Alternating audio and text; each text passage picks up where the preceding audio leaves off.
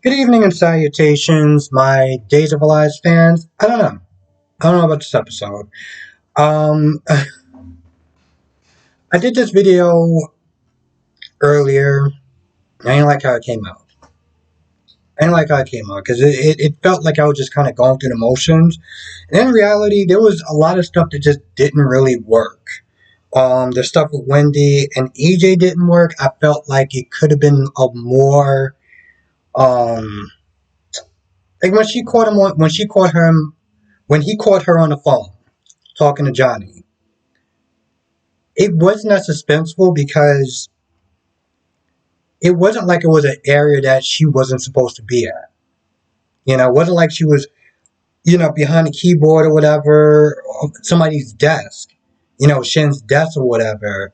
She was literally in the conference room. And the only thing that EJ asked was, okay, we on the phone with. Oh, this person in Hong Kong? Oh, it's kind of late. Well, why would you be talking to somebody at like 3 o'clock in the morning? Oh, you mean Alaska? Oh, okay, all right, cool. Talk for a little bit.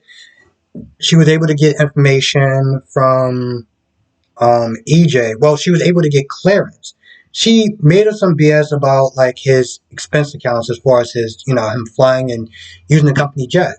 So she was like, well, I need it because, accounting really wants to have this and, they need it like yesterday or whatever. So she was able to get she was able to get clearance to get um like the flight plans or whatever from Shin's like I guess manifest or whatever, and she noticed a couple of stuff that just wasn't right.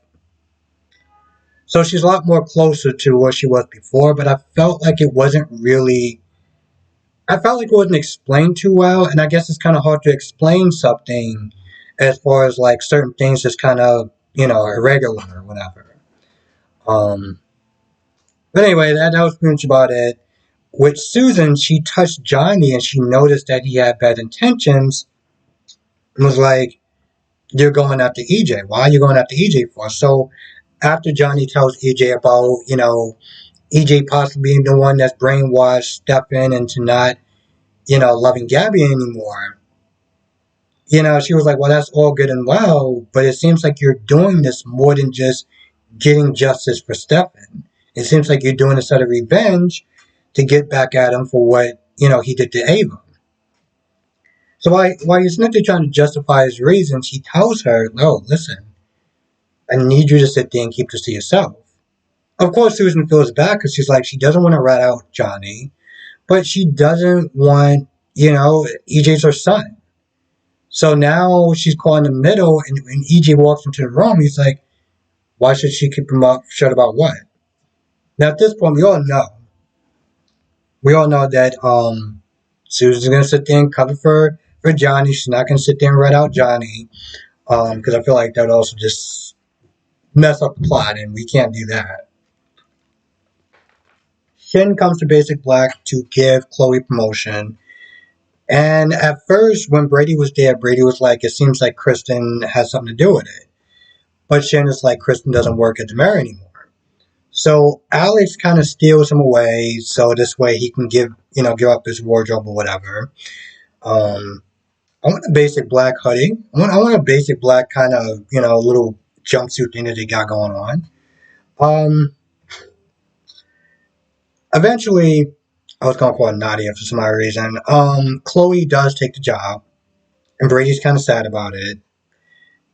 The thing is, Brady is making it worse because every time he tries to smooth things over, he's like, "Oh, we're a good team or whatever. Are you sure you want to do this?" And if there was any other way, every time he starts trying to explain himself, to kind of smooth things over to ease her pain, he makes it worse.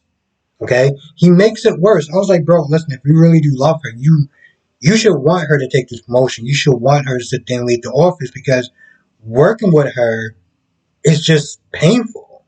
She understands kind of your reason as far as Rachel is concerned. She's not happy about Kristen, and there's no way you're ever going to smooth that over. So just stop. Um, at first, Eric and Nicole, they're uncomfortable about doing a photo shoot. Because of rape and the marriage and everything like that.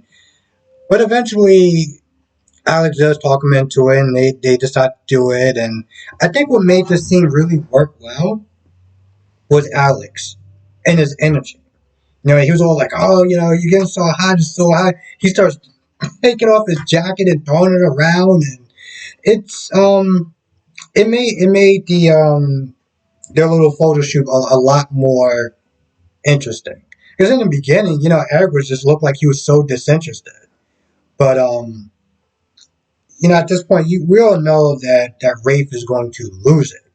I mean, Nicole was like, I didn't even tell Rafe about me modeling again, which I don't really see that part being that much of a problem. But the whole, you know, Eric taking pictures obviously is going to be some concerns. And now they're taking pictures together. They're going to be on the cover of magazines.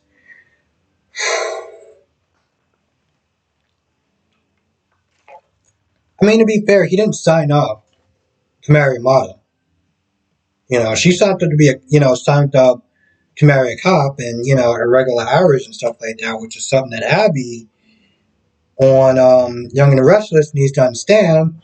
But, you know, it's obviously going to cause some more fiction, more problems. Now, a scene that I felt was so unnecessary was between Stefan and Gabby.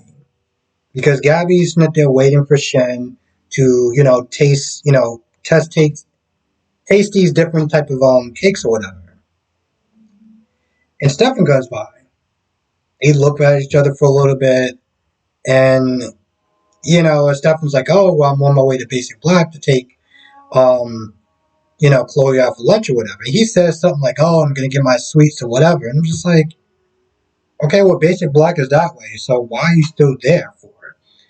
And all he does throughout this entire time is be a dick. That's all he does. It's just, "Oh, well, our marriage was a sham, and you know, our love is never real, just that and third." And I'm just like, why do you keep bringing that up for? Like, are you getting off? Are you getting some sort of joy out of just constantly finding ways to, you know, say hurtful things to her? I mean, I don't even like Gabby that much, but I'm like, I felt like the whole scene was unnecessary. Now, at some point, Shin does see those two again, and he walks over. He's like, what's going on, man? Interrupting something?" One of the things that Shin did say to Chloe, because Chloe was unsure. Chloe was like, "Yo, listen, are you just hiring me there this way?" Because when Shin was like, "Well, I encourage his relationship with you," and of course Chloe was like, "You're only doing that so this way he doesn't go running back to Gabby or whatever." Like, and Shin did sit there and say that he felt insecure that Stefan was back, and I think that's one of the things that made her decision a lot easier, knowing that she wouldn't just be a pawn in Shin's little game as far as trying to keep Gabby. But of course, it also has a lot to do with you know being there Brady. So of course, Shin gets there and Stefan says something, you know, another hurtful remark, and he walks off, and I'm just like, I know it was there to cause tension and drama, but I'm like, bro, if you're walking to go see Chloe to take her out for, you know, lunch, and what was the point of you stopping there chopping it up with Gabby? Like, what was the point of that? Anyway, I feel like that's pretty much about it. Like I said, not that much really happened. It could have been a better episode than what it was. I feel like Friday's episode is going to be, you know, it's probably going to be a lot better. It's Fridays, you know, they usually pick up Steam on Fridays. This is kind of weird. For the last 2 days, like today and yesterday, it was like, well, you could have just skipped them. Hell, actually, to tell you the truth, if I knew the episode was going to be like this, I probably would wind up watching Y&R first. Anyway, with that being said, I'm going to go. I want to thank you for watching. Be safe, and I will see you in the next video.